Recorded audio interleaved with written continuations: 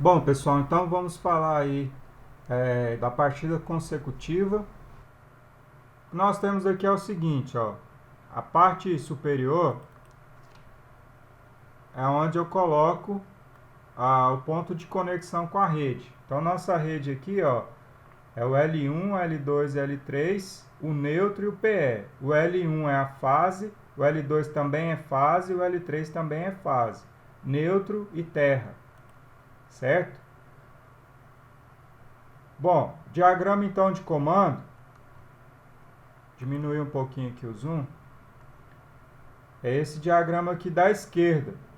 É um diagrama um pouco maior do que aquele que eu desenhei, certo?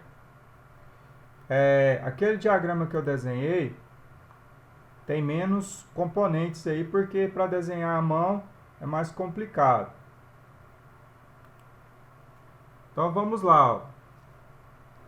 Primeira peça aqui, primeiro componente, eu chamei ele de DM1, disjuntor monopolar 1. Ele é um disjuntor termomagnético que vai fazer a proteção aí, principalmente contra curto, ok? Depois, coloquei aqui o botão desliga, de propósito, tá? Esse botão para desligar aqui, no nosso diagrama lá que eu desenhei, ele está embaixo. Ele está abaixo do relé de sobrecarga 1 e do relé de sobrecarga 2. Pessoal, aqui é uma ligação em série, ó, do B0, do RS1 e do RS2. Se é uma ligação em série, tanto faz, certo? Tanto faz. Então eu tenho aqui o disjuntor monopolar 1, depois o botão B0 para desligar, depois em série o RS1, que é o contato fechado do relé térmico de sobrecarga 1. Ele está aqui, ó, no diagrama de força, do lado direito. Depois, também ligado em série, relé de sobrecarga número 2, o RS2, também contato fechado. Está aqui o RS2 no diagrama de força, conectado aí, fazendo a proteção do motor 2. E aí, nós temos o botão de acionamento, o B1 aqui, ó, certo? Esse B1, ele serve então para ligar, o B0 para desligar. Então, quando a gente apertar esse botão B1, vai passar corrente por ele. E vai acionar K1 e, ao mesmo tempo, o relé temporizador T1, porque eles estão em paralelo. Muito bem. Coloquei aqui também uma lâmpada, que eu chamei de L1, para informar que K1 está energizado.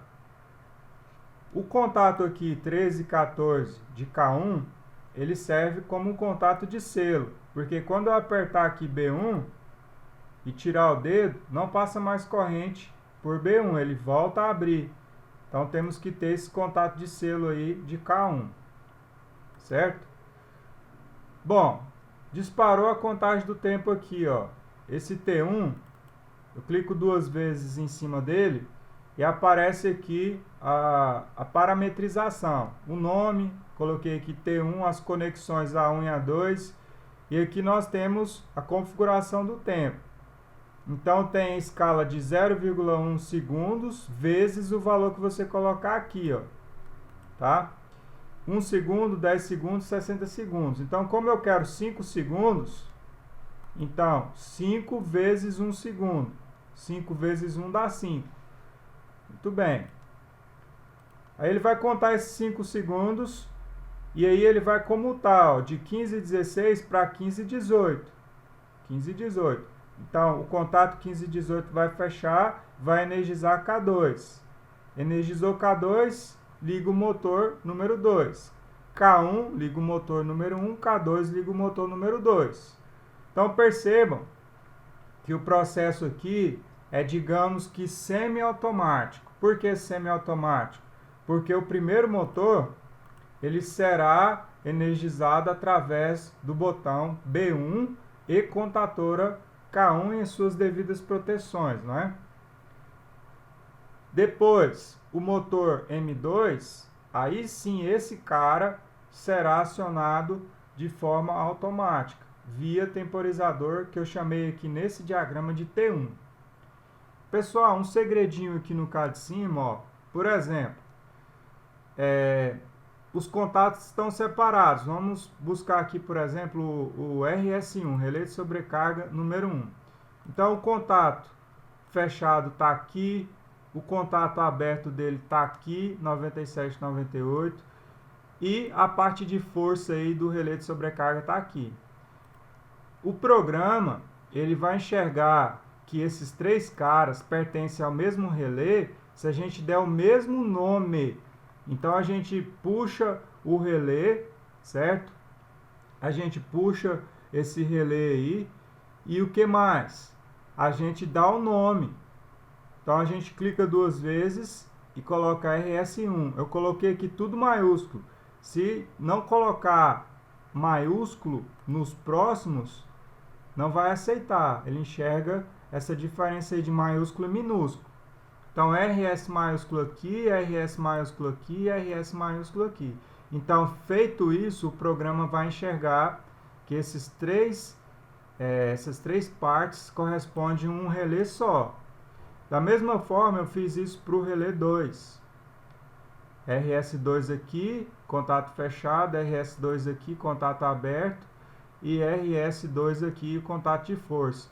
Então, o mesmo nome, o mesmo endereçamento, tá? Outra coisa, por exemplo aqui, ó, o K1, coloquei o K1 aqui, a bobina da contatora, por exemplo, eu puxo ela aqui, ó, ou seja, nesse borne aqui, ó, contatores e sinalização. Eu posso usar aqui, ó, a primeira, bobina de contator. Clico aqui na tela, aperto ESC. Bom, ele vem aqui, ó, com o nome padrão, ó, traço K, minúsculo. Então, eu clico duas vezes dentro e dou o nome que eu quiser. Então, eu coloquei lá maiúsculo, ó, K1. E OK. Bom, isso aqui é só para exemplificar. Então, esse K1 aqui é a bobina da contatora K1. Esse 13 e 14 aqui, ó, é um contato auxiliar, final 34, dessa contatora K1. Então, aqui também recebe o nome K1, ó, maiúsculo. Da mesma forma, isso vale para a contatora K2, isso vale para o temporizador. Eu chamei esse temporizador aqui de T1.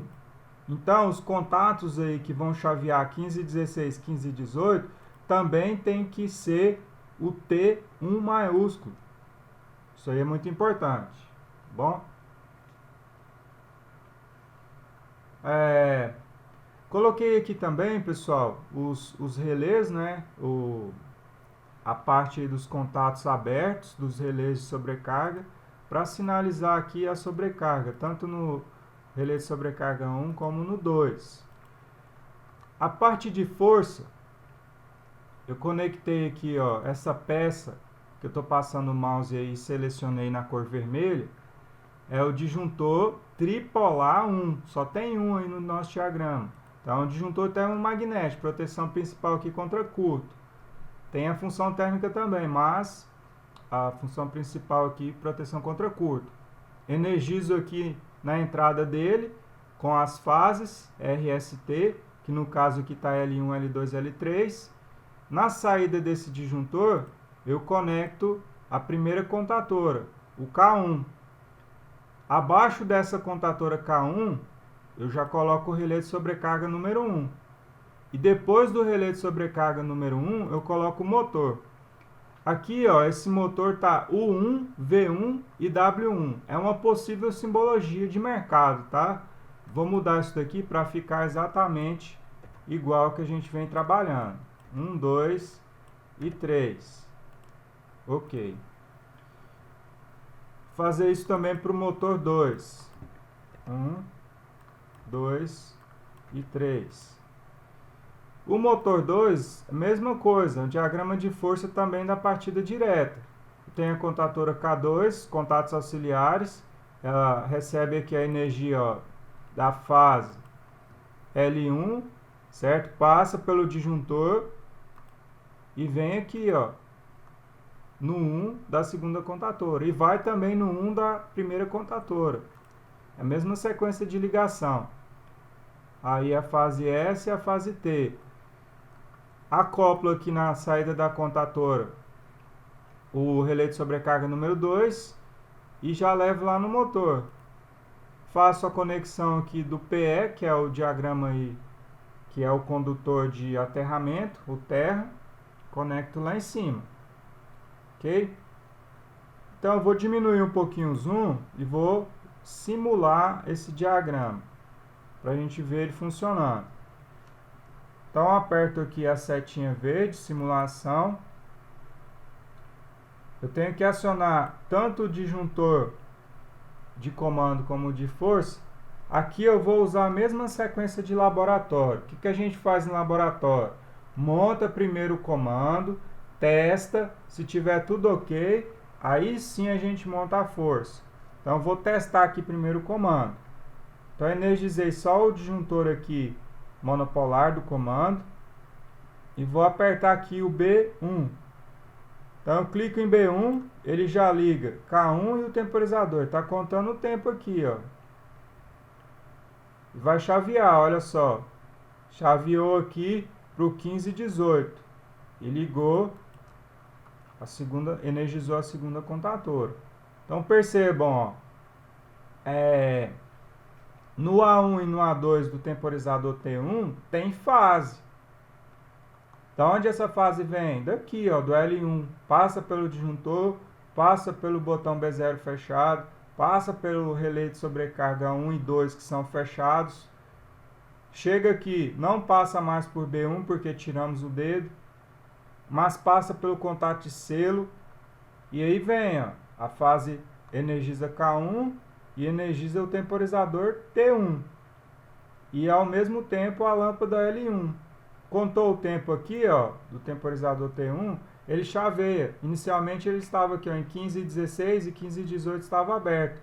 Então, quando estava aberto aqui, ó, não passava corrente para K2, não tinha como energizar K2. Porém, aqui está energizado. E esse chaveamento de 15:18 vai permanecer enquanto tiver fase neutra aqui em T1, certo? Uma lâmpada L2 aqui para sinalizar que K2, contatora 2 está ativa. E é isso, ok? Vou parar aqui a simulação, vou simular de novo agora os dois diagramas. Diagrama de comando e diagrama de força. Então eu tenho que ativar o disjuntor do comando e de força. Beleza. Então, veja só o que vai acontecer. Eu vou apertar aqui o B1, ó, já ligou o primeiro motor. Vai contar 5 segundos e automaticamente vai entrar o segundo motor. Aí, ó, o segundo motor entrou, através de K2. Do jeito que está aqui, se a gente quiser parar o diagrama, é só apertar o B0, desliga tudo, porque é uma ligação em série que corta a fase lá no início, ó. Então, é o local aí onde ocorre o desligamento do sistema. Voltando aqui, ó, clico novamente em B1, aciona o primeiro motor e o segundo vai entrar em 5 segundos. Agora vamos simular aí a sobrecarga. Para simular a sobrecarga no primeiro motor, eu clico aqui. O que vai acontecer, ó? O RS1 ele abre aqui, ó, o 95.6 e fecha o 7.8. Então, ó, tá pegando fase lá em cima, então liga a lâmpada 3. E como abriu aqui o 95.96, não passa corrente aqui do 96 para baixo. Então desliga tudo. Para desligar individual, a gente deveria colocar em série com a bobina de K1. Talvez nesse ponto aqui, ó, entre 4 e A1. Creio que daria certo. Bom, vamos voltar ao diagrama, simular de novo e vamos simular aqui, ó, a sobrecarga no segundo motor. Então eu clico aqui, ó, em cima do relé de sobrecarga 2 no diagrama de força. Eu vou clicar aqui, o que vai acontecer? o 9596 desse RS2 abre. Se ele abre, não passa corrente do 96 para baixo. Então, desliga tudo aqui. Fecha o 9798. Tá pegando a fase lá em cima. Então, fechou aqui. Está conectado no neutro. Então, essa lâmpada L4 vermelha, ela sinaliza que aconteceu uma sobrecarga no relé de sobrecarga 2. Ok? Para ficar individual, o RS1, esse contato aqui, ó, 9596, deveria ficar em série com o K1, com a bobina de K1. E o RS2 deveria ficar em série com essa bobina aqui de K2. Ok? Então tem várias formas e aplicações aí da gente utilizar esses contatos, tá bom?